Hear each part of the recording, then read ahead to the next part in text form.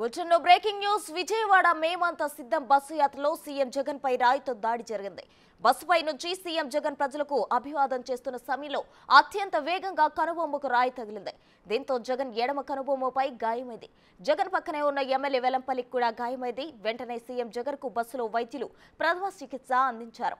ప్రథమ చికిత్స తర్వాత మళ్లీ బస్సు యాత్ర కొనసాగిస్తున్నారు సీఎం జగన్. సీఎం జగన్ కు వస్తున్న ప్రజాభిమానాన్ని ఓర్వలేకే టీడీపీ వర్గాలు దాడికి తెగబడ్డాయంటూ వైసీపీ నేతలు ఆరోపిస్తున్నారు. ఇక జగన్ కు చికిత్స చేసిన వైద్యులు ఎడమ కనుబొమ్మపై గాయానికి 2 కుట్లు పడ్డాయని తెలిపారు. గాయం కారణంగా సీఎం జగన్ ను విశ్రాంతి తీసుకోవాలని సూచించారు. దీంతో ఇవాళ జగన్ తన యాత్రకు విరామం ప్రకటించారు. మళ్లీ షెడ్యూల్ పై ఇవాళ సాయంత్రం లోపు రిలీజ్ అయ్యే ఛాన్స్ ఉంది.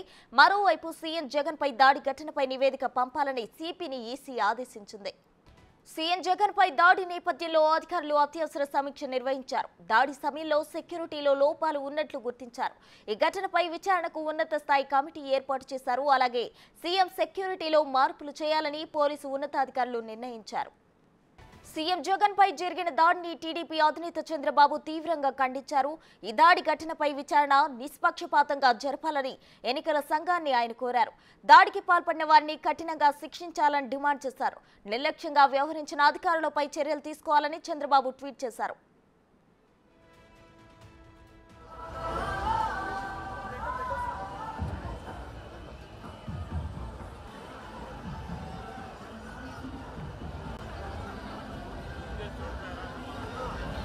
Tasso?